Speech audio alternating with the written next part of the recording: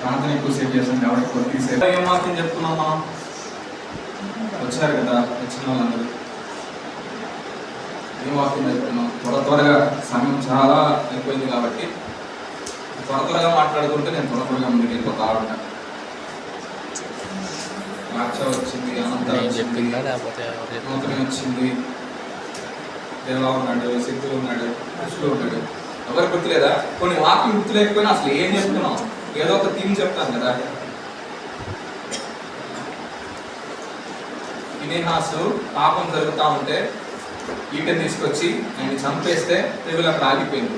ఎందుకు అతడు అలా చేశాడంటే అతడు ఆజ్ఞను అనుసరించి నడుచుకునేవాడు కాబట్టి అతనిలో రోషం వచ్చి అట్లా చేశాడు. మనం కూడా అట్లాగే ఆజ్ఞను అనుసరించి నడుచుకోవాలి అని చెప్తున్నాం. గుర్తులేదా?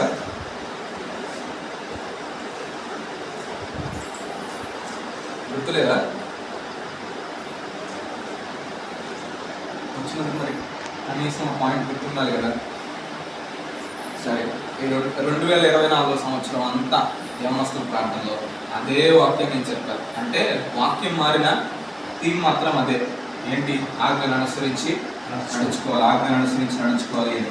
ఎందుకని అసలు మనం ఈ యవనస్తుల కొరకు ఎందుకు ఏర్పాటు చేసుకుంటున్నాం? ఎందుకు ఏర్పాటు చేసుకుంటున్నాం?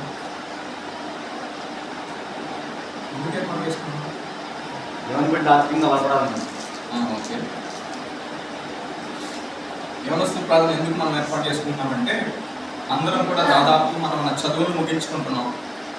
అందరం ఉద్యోగాలు చేయాలి, లేదా వివాహ వయసుకు వచ్చిన వాళ్ళకి తల్లిదండ్రులు ఇష్టపడితే వివాహాలు చేసుకుంటారు, వివాహం చేసుకొని వెళ్ళిపోతారు కదా. అవునా కాదా? ఈ చిన్న ప్రాయంలో ఉన్నప్పుడు, ఎదుగుతూ ఉన్నప్పుడు తల్లిదండ్రులకు సహాయం అనుకుంటుంది, మన చుట్టుపక్కల ఉన్న వారి సహాయం అనుకుంటుంది. ఇప్పుడు రాక్షకు ఉద్యోగం వచ్చి వెళ్ళింది అనుకుందాం, వాళ్ళ ఆఫీస్లో మేనేజర్ ఉంటాడు. అమ్మా ఇది పరిస్థితి, ఏం డెసిషన్ తీసుకుంటావు అని అడుగుతాడు. ఏదో మిస్టేక్ జరిగింది, నేను మా మామయ్యకి ఫోన్ చేసి అడుగుతానండి, అడిగి చెప్తానంటే ఆ మేనేజర్ ఏమంటాడు? నువ్వు తీసుకుంటున్నావా జీతం, మీ మామయ్య తీసుకుంటున్నాడా అంటాడు. అవునా కదా? అంటే ఒక ఉద్యోగం చేసే స్థితికి మనం వెళ్ళామనంటే మన ఓన్ డెసిషన్ మనం తీసుకోగలిగి ఉండాలి.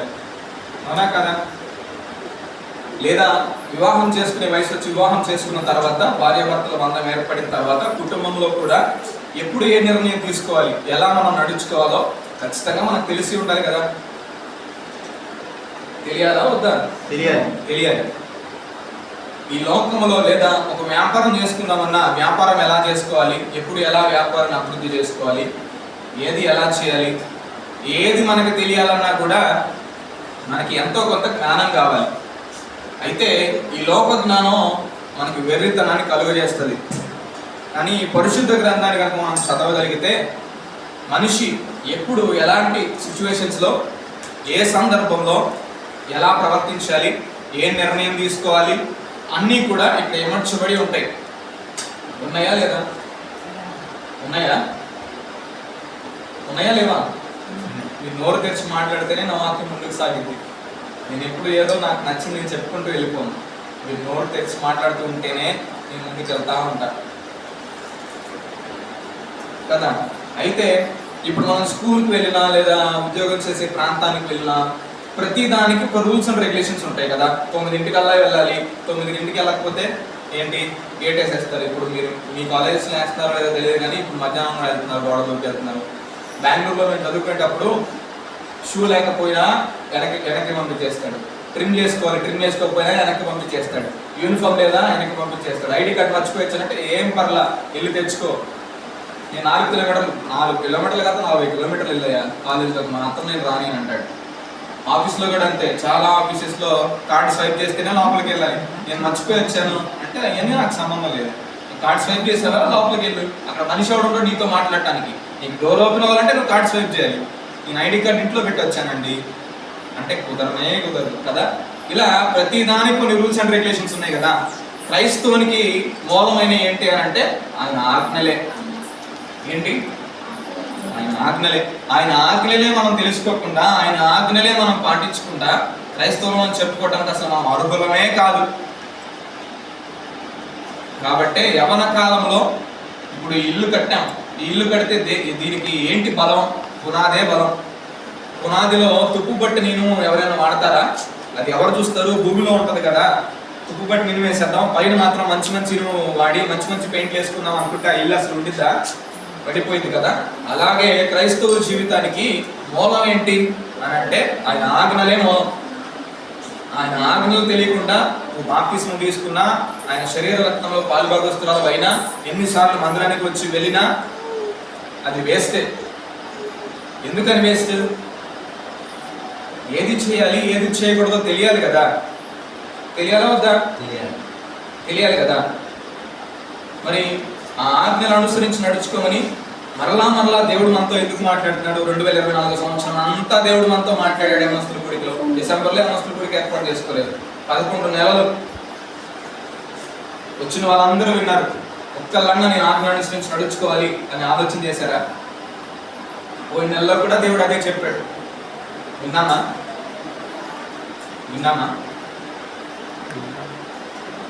వింటే అది మనకు ఆశీర్వాదకరం. ఏంటి? వింటే మనకు ఆశీర్వాదకరం. అయితే దేవుడు ఒక మాట అంటున్నాడు, అలా ఒకసారి చూద్దాం. ద్వితీయోపదేశకాండం 30వ అధ్యాయం 11వ వచనం. నేను యాక్చువల్గా ఈ వాక్యం అనుకోలేదు, కానీ నేను చదువుతూ ఉంటే బైబిల్ అది నా కళ్ళ ముందుకు వచ్చింది. నేను ఒకసారి దాన్ని చూపించాను. 30:11 నేను నీకు ఆజ్ఞాపించు ఈ ధర్మమును గ్రహించుట నీకు కఠినమైనది కాదు, దూరమైనది కాదు. మనము దానిని విని గైకొనున్నట్లు ఎవడు ఆకాశమునకు ఎక్కిపోయి మన యొద్దకు దాన్ని తెచ్చును అని నీవు అనుకున్నటకు అది ఆకాశమందు ఉండినది కాదు. మనము దానిని విని గైకొనున్నట్లు ఎవడు సముద్రము దాటి మన యొద్దకు దాన్ని తెచ్చును అని నీవు అనుకున్నావా? అది సముద్రపు అద్దరి మించినది కాదు. చాలు. ఏంటంట? ఆయన ఏ ధర్మాన్ని అయితే మనకి ఇచ్చాడో, ఏ ఆజ్ఞలు అయితే మనకి ఇచ్చాడో, అవి మనకి కఠినతరమైనవి కాదు, అవి మనకి కష్టతరమైనవి కాదు. ఇదిగో ఇవి ఎక్కడో ఆకాశంలో ఉన్నాయి. నేను ఆకాశానికి ఎక్కి తెచ్చుకొని ఆ ఆజ్ఞను అనుసరించి నడుచుకోవాలి. నేను ఆజ్ఞను అనుసరించి నడుచుకోవాలంటే నేను ఆకాశానికి ఎక్కాలి, ఆజ్ఞను సంపాదించుకోవాలి, పొందుకున్న తర్వాత నేను వాటిని అనుసరించి నడుచుకోవాలంటే ఈ ఆకాశంలో లేవు. లేదా సముద్రం అంతా ఈదుకొని వెళ్ళాలి. సముద్రం ఆ దరిలో, అటు పక్క దరిలో ఈ ఆజ్ఞలు ఉన్నాయి. నేను అక్కడ దాకా ఈదుకుంటా వెళ్ళి మధ్యలో ఎంతో పెద్ద పెద్ద తిమింగలాలు ఉంటాయి, వాటిని నన్ను మింగేస్తాయేమో. ఐస్బర్గ్స్ ఉంటాయి, అక్కడ నేను గడ్డగట్టిపోతానేమో. నేను అక్కడ దాకా చేరి వచ్చేలోపు చచ్చిపోతానేమో అనుకోవటానికి లేదు. ఆయన తీసుకొచ్చి ఎక్కడ పెట్టాడు? మన చేతిలోనే పెట్టాడు. ఈరోజు ఇంట్లో మనమందరం ఎలా ఉన్నామంటే నోట్లో అన్నం పెడితే కానీ తినం. అవునా కాదా? అట్టికాయ ఒలిచిస్తే కానీ తినం.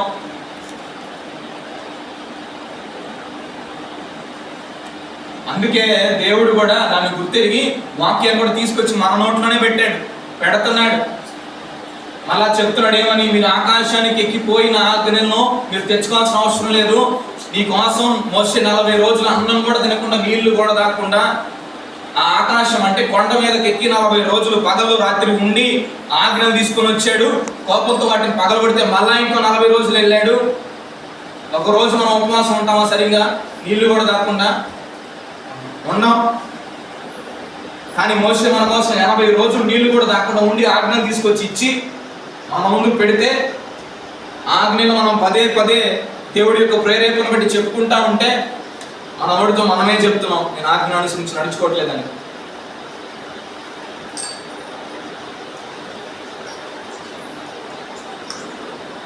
ఈ యవనస్తుల గుడికి ఎందుకు ఏర్పాటు చేస్తున్నామనంటే ఇందుకే.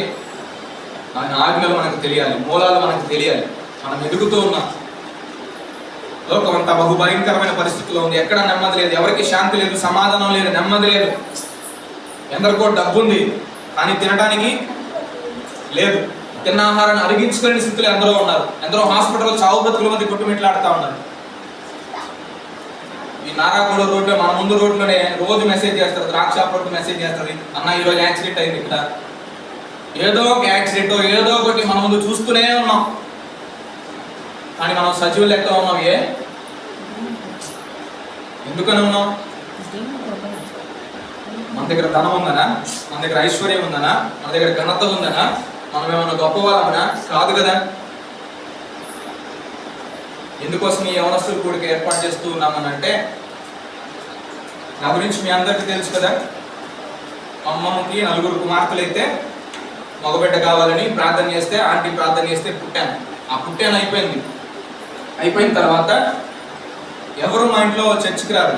దివ్య తెలుసు కదా, దివ్య వాళ్ళ అమ్మ మూడో పిండి మాత్రం చర్చికి వచ్చేది అప్పుడప్పుడు. ఆ చర్చికి వచ్చినా రాకపోయినా నేను 4th స్టాండర్డ్ 5th స్టాండర్డ్ వరకు ప్రతిరోజు నేను స్కూల్ నుంచి రాగానే గదిలోకి తీసుకెళ్ళి ఒక పాటన్నా పాడించేది, కొంచెమైనా వాకింగ్ చదివిపించేది. అంటే 2007 2008 వరకు, అంటే నా 8 years 9 years వరకు అలా చేసింది. ఆ 2007 2008లో ఆమె పెళ్లి చేశారు. అయితే పెళ్లి చూపులకు వస్తారు కదా, వచ్చినప్పుడు వాళ్ళ ముందు చెప్పింది ఏమని, నన్ను చర్చికి పంపిస్తేనే నేను పెళ్లి చేసుకుంటానని. కానీ మా తాతయ్య వాళ్ళు అలా ఏం లేదు, మా అమ్మాయి అలాగే చెప్పింది, కానీ పెళ్లి చేసేస్తాం అదేం ఉండదని చెప్తే ఇప్పటికీ నా కళ్ళలో ఉంటుంది. అది ఏంటంటే నా చేతులు పట్టుకుని నా పిండి ఇచ్చింది. అరే నేను ఇంత ప్రార్థన పరురాను కదా, వీళ్ళేమో అన్యులకి ఇస్తున్నారని. ఇప్పటికీ అది నా కళ్ళలో ఉంటుంది. ఆ 2007 2008 వరకు ప్రతిరోజు ప్రార్థన చేశాను. ప్రతిరోజు నాకు తెలిసినా తెలియకపోయినా, అది ఎలా ప్రార్థన చేయాలి ఏంటని తెలిసినా తెలియకపోయినా ప్రార్థన చేశాను. అప్పటి నుంచి మళ్ళా 2019 వరకు, అంటే అప్రాక్స్గా 10 years ఏదో చర్చికి వెళ్తున్నా వస్తున్నా అంతే తప్ప ప్రార్థన చేయటం నాకు రాదు. నాకు చదవటం కూడా నాకు రాదు. ఎందుకని లేదు, ఎందుకని రాదు? ఒకప్పుడు చేశాను కదా, చిన్నప్పుడే చేశాను కదా. మరి 10 years ఏమైంది? పిన్ని దూరం అయిపోయింది. అంటే చెప్పేవాళ్ళు దూరం అయిపోయారు, ప్రార్థన చేయమని చెప్పేవాళ్ళు దూరం అయిపోయారు, ప్రార్థన నేర్పించే వాళ్ళు దూరం అయిపోయారు. చర్చికి వస్తున్నావు అంటే చిన్న టైం, చర్చికి వస్తున్నా, వాక్యం వింటున్నా, వెళ్తున్నా అంతే. ఆ టైంలో నా దగ్గర బైబిల్ కూడా లేదు. ఎప్పుడైతే దేవుడు నన్ను దర్శించాడో, ఈ లోకంలో నుండి ప్రత్యేకించబడ్డానో, అప్పుడు ఒక రోజు ఎందుకో ఆ పిండి జ్ఞాపకం వచ్చి, నేను అప్పుడు ఎక్కువగా కర్ణాటక స్టేట్లో ఉన్నాను కదా, లాడ్జెస్లో ఎక్కువ స్టే చేసేవాడిని జాబ్ నిమిత్తమే. అప్పుడు ఒక లాడ్జ్లో నేను కన్నీరు విడిచి ప్రార్థన చేస్తే వాళ్ళ కుటుంబం గురించి దేవుడు నాకు ఒకటి చూపించాడు. ఏంటంటే వాళ్ళ ఇంట్లో ఒక చిన్న పిల్ల ఉంది, రక్తం ఉంటే ఆ చిన్నపిల్ల రక్తాన్ని నాకుతూ వెళ్తుంది. అంటే దుష్టుడు వారి కుటుంబంలో పనిచేస్తున్నాడని. అప్పుడు నేను మా పిండికి ఫోన్ చేసి చెప్పా ఇలా అని. సరే ప్రార్థన చేయని చెప్పింది. ఆ తర్వాత మంచిగా ఉండేవాళ్ళు. అప్పటి వరకు వాళ్ళు మా బాబాయ్కి నడువు నొప్పి రావటం, ఆయన చేసే పని ఆపేయటం, చాలా నష్టపోయారు. వాళ్ళ ఇంటికి ఒక రోజు వెళ్ళి, అలా కాదు బాబాయ్, ఇలా దేవుడు ఇలా నా జీవితంలో అద్భుతం చేశాడు, ఇలా అన్నీ చెప్తే మా బాబాయ్ ఒక మాట అన్నాడు. ఏంటంటే, నేను చావనైనా చేస్తాను కానీ చర్చికి మాత్రం రానన్నాడు. ఏంటి? నేను చావనైనా చేస్తా కానీ చర్చికి మాత్రం రానన్నాడు. ఆ రోజు నుంచి ఇప్పటి వరకు వాళ్ళ కుటుంబం నెమ్మది లేదు. మనకప్పుడు ఏం చేసింది? బలమైన ప్రార్థన పర్వాలేదు. మనకప్పుడు ఏం చేసింది? చక్కగా వాక్యం చదివింది, వాక్యం నాలాంటి వాళ్ళకి చెప్పింది. వాళ్ళు నడవలసిన త్రోవ వాడికి నేర్పము, వాడు వృద్ధాప్యంలో దాని నుండి తొలగిపోడని దేవుని మాటను విని ఆ రీతిగా నాకు చెప్పింది. చిన్ననాటి కాలంలో నాకు బీజం వేసింది. కానీ ఇప్పుడు తను ఎవరి వల్ల? నా తాతయ్య వాళ్ళు చేసిన తప్పు వల్ల. వాళ్ళకి తినటానికి ఉంది, ఇప్పటికి కూడా అన్నీ ఉంది, కానీ ఏం లేదు? నెమ్మది లేదు, సమాధానం లేదు, శాంతి లేదు. ఈరోజు మనం కూడా ప్రతి పునరుద్ధాన దినం, ప్రతి బుధవారం, ప్రతి శుక్రవారం, ప్రతి శనివారం, నెలకు ఒకసారి ఇట్లా యవనస్తుల గుడిలో దేవుడు ఆజ్ఞలను అనుసరించి నడుచుకోండి అని చెప్తూ ఉన్నాడు. ఒకరోజు ఉద్యోగానికి వెళ్ళిన తర్వాత, పెళ్ళి వెళ్ళిపోయిన తర్వాత నీకు ఇలా చెప్పే వాళ్ళు ఉండరు. అప్పుడు నీ పరిస్థితి ఏంటి? 10 సంవత్సరాల దుష్టుడు నన్ను ఎంతగానో వాడుకున్నాడు.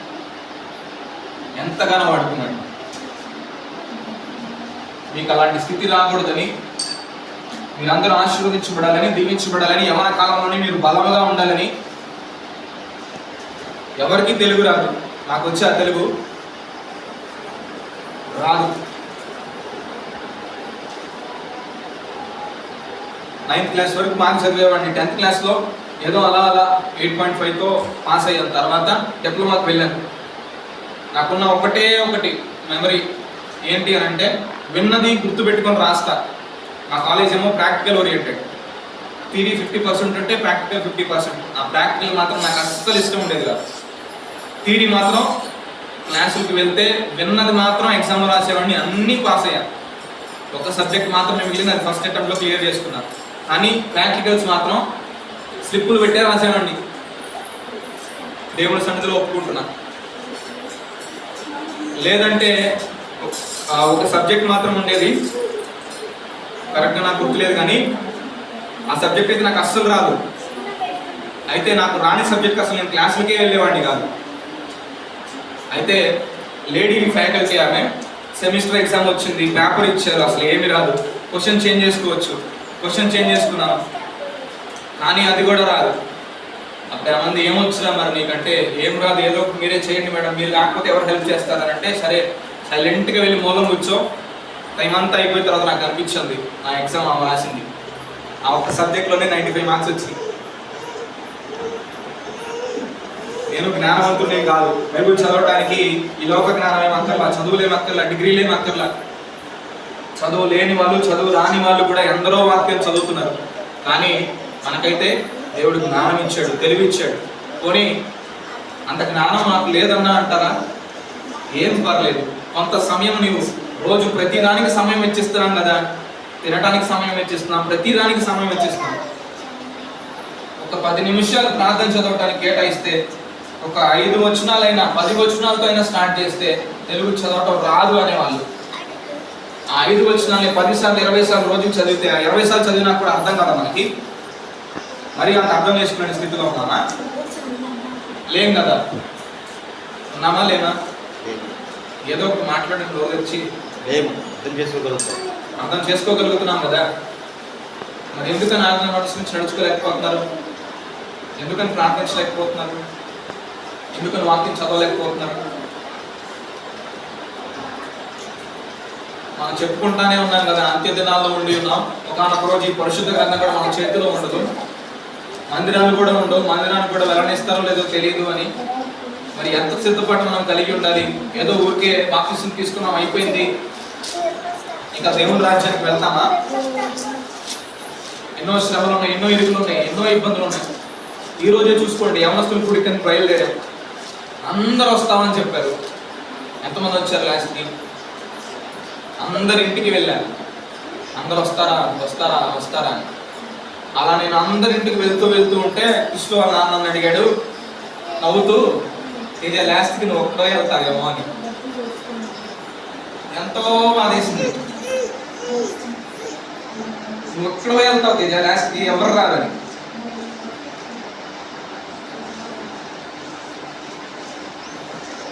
ఏ అంత నిర్లక్ష్యంగా ఉన్నామా?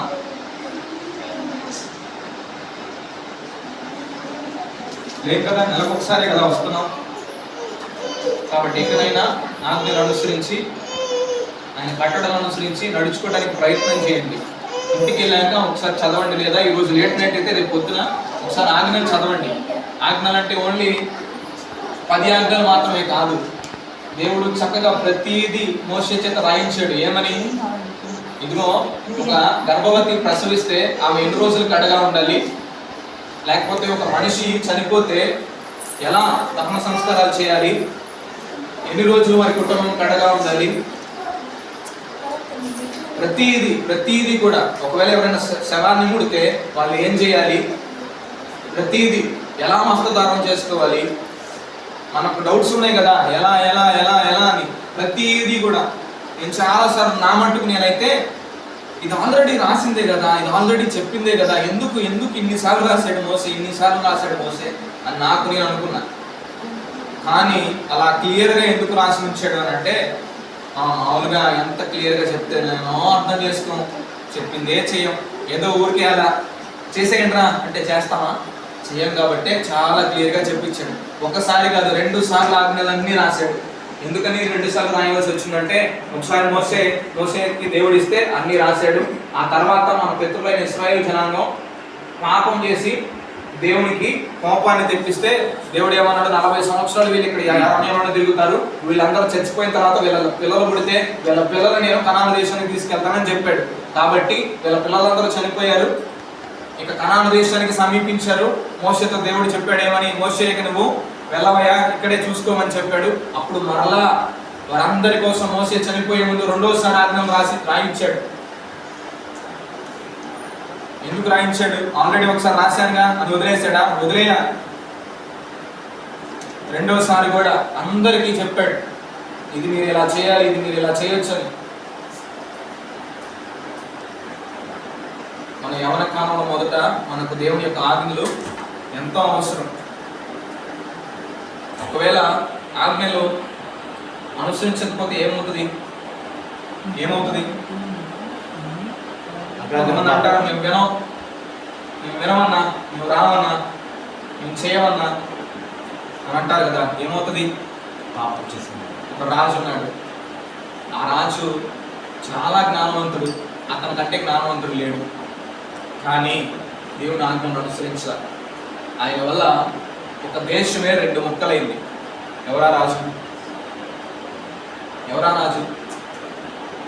మనం చేసే ప్రతి తప్పు చేసిన తర్వాత అంటామేమని, తెలియక చేశానన్నా అని. కానీ అందుకే ఆయన ఆజ్ఞలు చదవమని. ఆయన ఆజ్ఞలు చదివితే ఏది తప్పు ఏది ఒప్పు అన్నీ మనకు క్లియర్గా తెలుస్తాయి. ఏ విషయాల్లో దుష్టుడు మనకు వాడుకుంటాడో తెలుస్తాయి. కాబట్టి మనం ఆ తప్పుల జోలికి వెళ్ళాం. ఒక విషయాన్ని మీకు చూపించేసి ముగించేస్తాను. ఇదే ద్వితీయోపదేశకాండం 17 చూడండి. 17 తన హృదయం తొలగిపోకుండానట్లు అతడు అనేక స్త్రీలను వివాహం చేసుకోకూడదు. వెండి బంగారులను అతడు తన కొరకు బహుగా విస్తరింప చేసుకోకూడదు. మరియు అతడు రాజసింహాసనమందు ఆసీనుడైన తర్వాత లేవీయులైన యాజకులు స్వాధీనంలో ఉన్న గ్రంథమును చూచి ఆ ధర్మశాస్త్రంలో ఒక ప్రతిని తన కొరకు రాసుకొనవలెను. అది అతని యొద్ద ఉండవలెను. తన రాజ్యమందు తాను తన కుమారులను ఇశ్రాయేలు మధ్యను దీర్ఘాయుష్మంతులగుటకై తాను తన సహోదరుల మీద గర్వించి ఈ ధర్మమును విడిచిపెట్టి కుడికి గాని ఎడమకు గాని తను తొలగక ఉండునట్లు తన దేవుడైన యెహోవాకు భయపడి ఈ ధర్మశాస్త్ర వాక్యములన్నిటినీ కట్టడలను అనుసరించి నడవ నేర్చుకొనుటకు అతడు తాను బ్రతుకు దినములన్నిటినూ ఆ గ్రంథమును చదువుచుండవలెను. అందరూ చదివారా? తీసేరా అసలు ముందు ఎన్నో అధ్యాయం?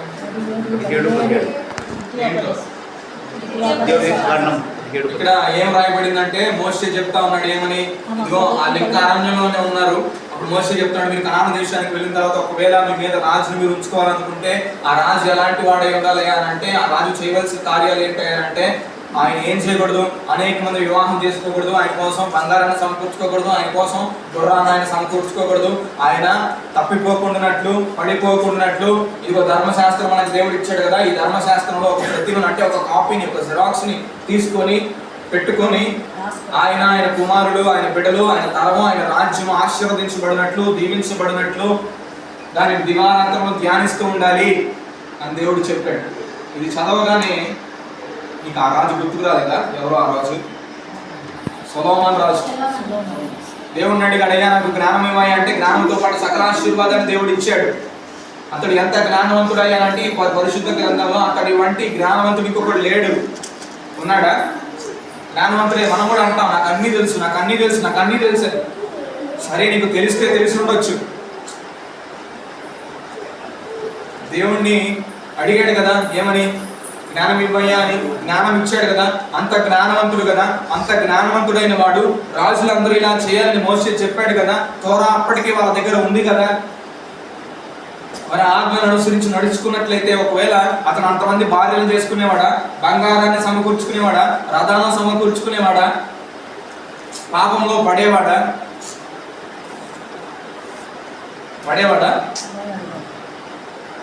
అలా సొలొమోను చేయటాన్ని బట్టి ఏమైంది? ఇశ్రాయేలు దేశం 2 ముక్కలుగా విభజించబడింది. ఎలా? అసలైతే అతడు నాశనం అయిపోవాలి, కానీ కేవలం 2 భాగాలుగా విభజించబడి కేవలం యూదా మీద మాత్రమే సొలొమోను బిడ్డలు ఆ తర్వాత రాజులుగా అయ్యారు. ఎందుకనంటే దావీదుకు దేవుడు మాట ఇచ్చాడు ఒకనొక సందర్భంలో. ఏమని? అయ్యా దావీదు, నీ కుమారుడు నేను రాజుగా చేసుకుంటాను, అతన్ని ఉన్నత స్థితిలోనికి నేను తీసుకెళ్తాను. ఒకవేళ అతడు నా ఆజ్ఞను అనుసరించకుండా, కట్టడను అనుసరించకుండా లోకం వైపు తిరిగితే, పాపం చేస్తే, నీకు నేను ఇచ్చిన నిబంధనను బట్టి నేను నాశనం చేయకుండా స్థిరపరుస్తానయ్యా, నీ రాజ్యాన్ని స్థిరపరుస్తానయ్యా అని దావీదుకి ఇచ్చిన మాటను బట్టి, తన తండ్రి చేసిన ప్రార్థన అతని మీద ఉంది కాబట్టి. అదే సౌలు గురించి ఆలోచించండి. సౌలు ఏమయ్యాడు? సౌలు కుమారులు ఏమయ్యారు? అందరూ ఒకే రోజు చచ్చారు, వాళ్ళే పొడుచుకొని చచ్చారు. ఈరోజు మనం కూడా ఆరోగ్యం కలిగి ఉన్నామంటే, ఆయుష్ కలిగి ఉన్నామంటే, మంచి మార్పులు వస్తున్నాయి అంటే నేను ప్రార్థన చేయకపోయినా నాకు కాపుదల ఉంటుంది కదా, నేను ప్రార్థన చేయకపోయినా మార్పులు వస్తున్నాయి కదా, నేను ప్రార్థన చేయకపోయినా ఆరోగ్యంగా ఉంటున్నాను కదా అని అంటే అది నీ శక్తి, నా శక్తి, నా బలం కాదు. దైవ సేవకుల ప్రార్థన ఉంది, సంఘ ప్రార్థన ఉంది, నీ తల్లిదండ్రుల ప్రార్థన ఉంది. ఆ రోజు దావీదు ప్రార్థన ఉండబట్టే సొలొమోను తప్పు చేసినా కూడా ఏమైంది? ఆ రాజ్యం వారి చేతుల నుండి తొలగిపోకుండా దేశం రెండు ముక్కలైంది. అప్పటికి నష్టం జరిగింది, కానీ పూర్తిగా నాశనం అవ్వాల. ఈరోజు నేను కూడా అదే పని చేస్తున్నాం. ఏంటి? దేవుడు చెప్పాడు ఆ రోజు, అయ్యా రాజు అవ్వాల్సిన వాళ్ళు ఇది చేయాలి. ఏం చేయాలి? నేను రాజులైపోయాను కదా అని బుర్ర వేయకుండా ప్రతిరోజు ఏం చేయాలి? ఆజ్ఞలను చదవాలి, ఆజ్ఞలో ఒక ప్రతిమ పెట్టుకోవాలి. నీ బిడ్డలు, నువ్వు మాత్రమే కాదు, నీ బిడ్డలు కూడా ఆశీర్వదించబడినట్లు, నీ తరము దీవించబడినట్లు నువ్వు ప్రతిరోజు ఏం చేయాలి? ఏం చేయాలి? దేవుని చదవాలి. ఏం చేయాలి? మాట్లాడండి నోరు తెరిచి. ఏం చేయాలి? నేను వాక్యం చదువుకోవాలి. చదువుతున్నారా మరి?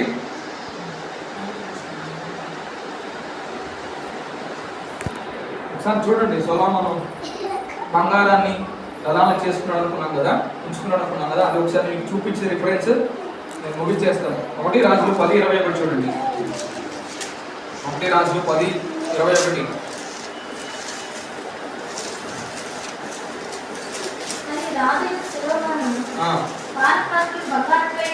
తీసారా?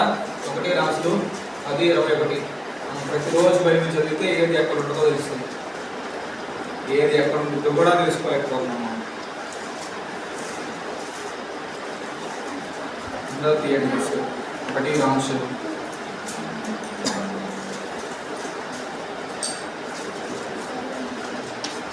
10:21 తీసారా? మరియు రాజు సొలొమోను పానపాత్రలు బంగారు ఉండెను. బంగారు పోయి ఉండేను. లెబానోనులో అరణ్య పాత్రలు బంగారు పోయే, వెండిది ఒకటే లేదు, వెండిది ఒకటి కూడా లేదు. సొలొమోను దినములలో వెండి వెలిగి ఎందుకు కాలేదు? చాలు. ఏంటంట? ఏముందంట? దేవుడు ఏం చెప్పాడు? రాజు అయిన తర్వాత నువ్వు బంగారాన్ని ఎక్కువగా సమకూర్చుకోవద్దని చెప్పాడు. కానీ సొలొమోను ఏం చేసుకున్నాడు? అసలు వెండి అనేదే కనపడలేదంట ఆయన దగ్గర. మొత్తం ఏంటి? బంగారమే బంగారమే బంగారమే. మనం చెప్పుకుంటా ఉంటాం ఏమని? ఎవరిదైనా రైట్స్ జరిగితే, ఎవరి మీద కేసులు పెడితే వాళ్ళ బాత్రూమ్ కూడా బంగారంతో అంట అని కదా. ఆ రోజులో సొలొమోను దేవుడి ఆజ్ఞలను చదవకుండా, దేవుడి ఆజ్ఞలను గైకొనకుండా ఏం చేశాడు? బంగారాన్నే సమకూర్చుకున్నాడు అంతా. మరొకటి, ఇదే 1 రాజు 11:1-4 చూద్దాం. మోయాబీయులు, ఇదోమీయులు, అమ్మోనీయులు, సిదోనీయులు, హిత్తీయులు అను జనులు నీ ఉదయంలో తమ దేవతలకు తిప్పుదురు కనుక వారు సహవాసం చేయకూడదనియు వారి మీద సహవాసం చేయనీయకూడదనియు యెహోవా ఇశ్రాయేలును సెలవిచ్చున్నాడు. అయితే రాజైన సొలొమోను మరో కుమార్తెను గాక ఆ జనులలో ఇంకా అనేక మంది పరుషులను మోహించి కామాలు గలవాడై వారు ముంచుకొచ్చు వచ్చును. చాలు. అతనికి యెహోవా ఆల్రెడీ సెలవిచ్చాడంట. ఏమని? ఇదిగో పరదేశులను వివాహం చేసుకోవద్దు అని. ఆల్రెడీ ఇందాక మనం చదువుకున్నాం. ఏమని? నువ్వు రాజు అయిన తర్వాత ఇశ్రాయేలు మీద రాజుగా ఉండవలసిన వాడు రథాన్ని చేసుకోకూడదు, రథాన్ని పోగు చేసుకోకూడదు, గుర్రాన్ని పోగు చేసుకోకూడదు, బంగారాన్ని పోగు చేసుకోకూడదు, అనేక మంది స్త్రీలను పోగు చేసుకోకూడదు. పోగు చేసుకుంటే నీవు నశించిపోతావు, నీ కుమారులు నశించిపోతారు, నీ రాజ్యమే నశించిపోయిద్ది అని మోషే ఉన్నప్పుడే చెప్పాడు. మరి సొలొమోను మహాజ్ఞాని కదా, మరి చేశాడా? ఎందుకు చేయలేకపోయాడు? ఆయన ఈరోజు మనం కూడా అదే పని చేస్తాం. ఈరోజు నీవు నేను అనుకోవచ్చు, నేను బాగానే ఉన్నాను కదా, నా 5 వేళ్ళు ప్రతిరోజు నోట్లోకి వెళ్తున్నాయి కదా, తింటున్నాను కదా, చక్కటి వస్త్రాలు వేసుకుంటున్నాను కదా, సంతోషంగా ఉంటున్నాను కదా, కాలేజీకి వెళ్తున్నాను, నవ్వుకుంటున్నాను, చిందులేస్తున్నాను, వస్తున్నాను, అయిపోతుంది కదా అని అనుకుంటున్నాం మేము. దేవుడు రాకడ అతి సమీపంగా ఉంది. దుష్టుడు ఎప్పుడు ఎవరిని నింగుదునా అని ఎదురు చూస్తూ ఉన్నాడు. ఈ లోకంలో డబ్బు ఉంటే విలువిస్తారు మనుషులు, కానీ దేవుడు ఒక మాట అన్నాడు, ఏమని? మనుషులు పై రూపం చూస్తారు, దేవుడు అంతరంగం చూస్తాడు. మరొక మాట ఉంటది, ఏమనంటే ఏమని? రోకలు లేని వారలారా వచ్చి కొన్ని భోజనం రసాన్ని, పాలను కొన్ని భోజనం చేయండి అని. అంటే దాని అర్థం ఏంటి? ఆత్మీయంగా దాని అర్థం ఏంటంటే నీ దగ్గర ధనం ఉన్నా లేకపోయినా నువ్వు వచ్చి వాక్యాన్ని విను, నన్ను అనుసరించు అని అర్థం. శరీరానుసారంగా కూడా రోకలు లేని వారలారా ఎందుకు రండి, వచ్చి కొని భోజనం చేయండి. అంటే దాని అర్థం ఏంటి? తినేది నువ్వు, డబ్బులు కట్టేది ఆయన. నీ డబ్బు శాశ్వతం కాదు. డబ్బు లేకపోయినా కూడా నువ్వు దేవుణ్ణి కలిగి ఉంటే ఎప్పుడు నీకు భోజనం పెట్టాలో, ఎప్పుడు నీకు వస్త్రం ఇవ్వాలో, ఎప్పుడు నేను ఏ స్థానంలో ఉంచాలో, ఏది చేయాలో ఆయన చూసుకుంటాడు. నాకు అన్నీ తెలుసు అని చెప్పి ఆజ్ఞలు అనుసరించకుండా, కట్టడలు అనుసరించకుండా, ప్రార్థన చేయకుండా, వాక్యం చదవకుండా అన్నీ చేద్దామంటే కుదరదు. నేను ఇక్కడ ఉన్న చాలా మందికి చెప్పా, పోయిందాలే అనుకుంటా. సేవకుల గుడికి వెళ్ళాం నేను అనుకో సోమవారం. ఎక్కడ? నారాయణగూడలో. ఆ ముందు రోజు నైట్ ఆదివారం ఎవరో బిర్యానీకి వెళ్ళారు, కానీ నేను ఫోన్ చేస్తే మేము బిర్యానీ దగ్గర లేమని చెప్పారు. కానీ నాకు తెలిసింది. అప్పుడు నేను అనుకున్నా, ఏమని? ఎస్ఐ నాకు కూడా బిర్యానీ తినాలని ఉంది, ఎలా అని. మళ్ళీ నాలో నేను అనుకున్నా, నాకు కావాలంటే నువ్వే ఇస్తావు కదా, నేను ఎందుకు వాళ్ళు ఎవరో నన్ను పిలవలేదు నేను బాధపడాలి, ఇస్తావు కదా అని. ఆ సేవకుల పొడికి అయిపోయింది. ఎప్పుడు కూడా సేవకుల పొడికి అయిపోయినాక వాళ్ళే భోజనం పెడతారు, అక్కడే తినేస్తాం. కానీ ఆ రోజు నేను అంకులు అక్కడ తిన్నా. వేరే చోట భోజనాలు ఉంటే అక్కడికి వెళ్ళాం. మధ్యలో కూడా కారు ఒక చోట ఆపాం, టైర్లకి ఏమైనా గుచ్చుకుంటే ఏమైనా చూద్దామని ఆపినప్పుడు అంకులు అన్నారు, అదేంటి తెచ్చా మనం అక్కడ భోజనం చేసి వస్తే బాగుంది కదా, ఏంటి భోజనం చేయకుండా మనం వెళ్ళిపోతున్నామని. కానీ తెనాలి వచ్చాం, భోజనానికి వచ్చాం. రొయ్యలు నేను చాలా ఇష్టంగా తింటా. అక్కడ రొయ్యల బిర్యానీ పెట్టారు, ఎగ్ బోండా పెట్టారు, మటన్ కర్రీ, చికెన్ ఫ్రై. నేను ఓన్లీ బిర్యానీయే అడిగాను, కానీ నాకు దేవుడు ఏమి ఇచ్చాడు? అదేదో మేము సేవకుల కూడికలోనే తినేసి ఉంటే అవన్నీ తినేవాడినా? కాదు. చిన్న ఆశే అది. నా దగ్గర డబ్బులు ఉన్నాయా? లేవు. నేను డబ్బులు పెట్టుకున్నానా? కొనలా. కానీ తిన్నాను కదా. నాకు డబ్బులు కావాలా?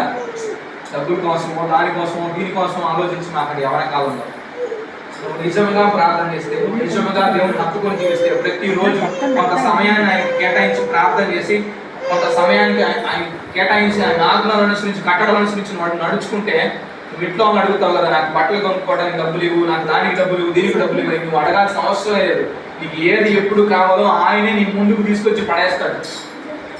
ఇంట్లో వాళ్ళు అంటారు, ఏమో డబ్బులు ఇవ్వమ్మా, ఇప్పుడు దాని తర్వాత కొనుక్కున్నా అంటే వింటామా? ఏమో కొనిస్తామా, చస్తామా అని ఏడుస్తాం కదా, అలా ఏడవలసిన అవసరం లేదు. దేవుడే తీసుకొచ్చి ముందుకు పెడతాడు. ఎన్నో సందర్భాల్లో ఎన్నో మేలు ఇలా నేను పొందుకున్నాను. ఒక చిన్న సాక్షి చెప్పి నేను ముగించేస్తాను. ఒక వాటర్ ఫాల్స్ అని ఉంటాయి, మీరు గూగుల్లో చూడండి. మహారాష్ట్రకి కర్ణాటకకి బోర్డర్ అది. నేను ఉద్యోగం చేస్తా ఉన్నప్పుడు అక్కడ సరిగ్గా మొబైల్ సిగ్నల్స్ ఉండవు, సరిగ్గా బ్యాంకింగ్ వ్యవస్థ ఉండదు, అన్ని కొండ ప్రాంతాలు, అక్కడంతా ముస్లిమ్స్ ఉంటారు. అక్కడ సేవ ఎలా జరుగుతుంది అంటే, అక్కడ చర్చెస్ లేవు. సరే, నేను గూగుల్లో సండే నేను చర్చికి వెళ్ళాలని చెప్పి చర్చ్ వెతికితే ఒక చోట నాకు చూపించింది. అక్కడ నేను నడుచుకుంటా వెళ్ళా, చాలా దూరం. కొండలు కదా, మామూలు రోడ్డు అయితే నడవచ్చు, కొండలు అంటే ఎత్తుగా ఎక్కాలి. వెళ్ళా, అక్కడికి వెళ్ళి అక్కడ ఒక ఆయన ముసలాయన కూర్చొని ఉంటే అడిగాను, ఇక్కడ చర్చ్ ఏమైనా ఉందా అని. చర్చిలు లేవు, ఏం లేవు ఇక్కడ అని చెప్పాడు. వెళ్ళిపోయాను. కానీ నాలో ఉన్న ఆశ ఏంటి? నేను ఆదివారం చర్చికి వెళ్ళాలి. ఆ గూగుల్ మ్యాప్స్లోనే ఫోన్ నెంబర్ ఉంటే ఫోన్ చేశాను ఆయనకి, అయ్యా నేను ఆంధ్రా నుంచి వచ్చాను, నేను చర్చికి వెళ్ళాలని ఆశ కలిగి వస్తే, అక్కడికి వస్తే చర్చ్ లేదు, ఏం లేదని అన్నారంటే, నువ్వు వచ్చావు కదయ్యా, అక్కడే చర్చ్ ఉంది, నేనే నీ వద్దకు వచ్చి రేపు తీసుకెళ్తాను నిన్ను చర్చ్కి అని. పాస్టర్ గారే నా వద్దకు వచ్చి నన్ను ఆదివారం తీసుకెళ్ళాడు. ఎందుకని? నేను ఆశపడి ఆయన సన్నిధానానికి వెళ్ళా. నేను మళ్ళా రేపు నడవలేనేమో అని మాస్టర్ గారే వచ్చి నన్ను తీసుకెళ్ళాడు. ఆ తర్వాత ఆయన చెప్తున్నాడు ఏమనంటే, ఇదంతా ముస్లిం ఏరియా కదా, ఇక్కడ ప్రార్థన చేసుకునేరు, ఒక చిన్న గది ఉంది పైన, కింద ఇల్లు పైన గది. ఆ గదిలో సైలెంట్గా ఆరాధన చేసుకుంటారు. కానీ మనలాంటి యవనస్తులు చాలా మంది ఉన్నారు, చాలా బలంగా ఆరాధన చేస్తారు, చాలా బలంగా జరుగుతుంది. అప్పుడు ఆయన మళ్ళీ నన్ను రిటర్న్ తీసుకెళ్ళిపోతుంటే అప్పుడు నేను అనుకున్నా నా మనసులో, ఇదేంటి ఇంత ఉద్యమం ఇక్కడ ఉంది కదా, కానీ ఇక్కడ మందిరాలు ఎందుకు లేవయ్యా అని నేను నా మనసులో అనుకోవటం. వెంటనే ఆ సేవకుడు చెప్తున్నాడు ఏమనంటే, ఇలాంటి ఇల్లు ఇప్పుడు నువ్వు చూసావు కదా గది, ఇలాంటి ఇల్లు ఈ పట్టణంలో ఒక 20 ఉన్నాయా, చర్చిలు మాత్రమే లేవు. కానీ ఏమున్నాయి, 20 ఇల్లు ఉన్నాయి ఇలాగే. అంటే చాటును వేసుకుంటున్నారు ప్రార్థన. కానీ మనకి రోజు దేవుడు చెప్తూనే ఉన్నా మనకి మాత్రం ఎక్కట్లా. కాబట్టి ఇకనైనా ఇప్పుడైనా మనం సరి చేసుకుంటే, దేవుడు చెప్పాడు కదా, ఆకాశం ఎక్కి నువ్వేం ఆజ్ఞలు తెచ్చుకొని పాటించక్కర్లేదు, సముద్రాన్ని ఈదుకుంటా వెళ్ళి నువ్వేం ఆజ్ఞలు తెచ్చుకోక్కర్లేదు, నీ ముందే నేను ఉంచాను. నీ ముందు ఉంచిన ఆజ్ఞలు నువ్వు మొదట నెరవేర్చు. మొదట నీవు నా నీతిని నెరవేర్చి నా రాజ్యాన్ని ఏం చేయాలి? మొదట నువ్వు ఏం చేయాలి?